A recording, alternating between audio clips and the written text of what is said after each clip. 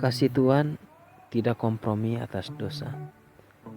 Bilangan pasal yang ke-15 ayatnya ke-22 sampai yang ke-31. Dalam ibadah gereja ada dua pengakuan dosa yang menuntut introspeksi kita secara mendalam.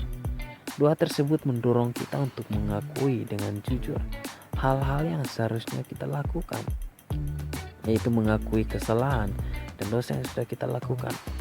Firman Tuhan hari ini mengajak kita bersikap jujur di hadapan Allah.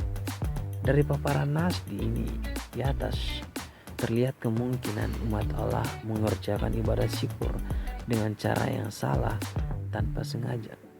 Frasa tidak sengaja berulang kali muncul. Hal ini dinilai sebagai tindakan yang dilakukan tanpa pengetahuan. Namun, kesalahan yang tidak disengaja bukan berarti dibiarkan oleh Allah.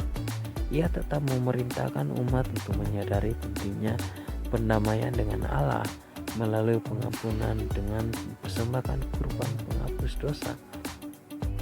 Perintah ini menunjukkan sikap Allah yang menetapkan kaidah dengan standar yang tinggi untuk kekudusan umatnya.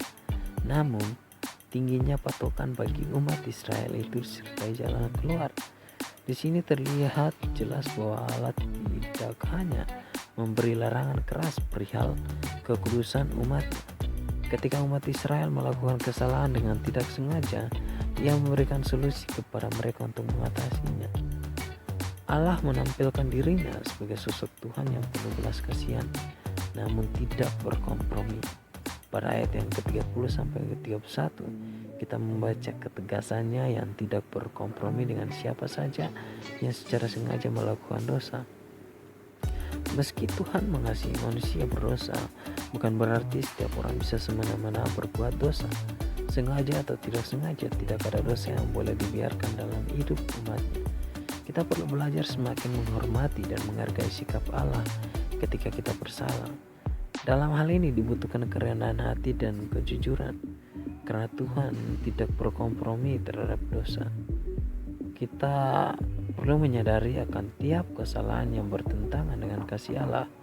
Kita perlu bertobat dengan mengakui dan memohon ampun atas dosa dan pelanggaran yang telah kita lakukan.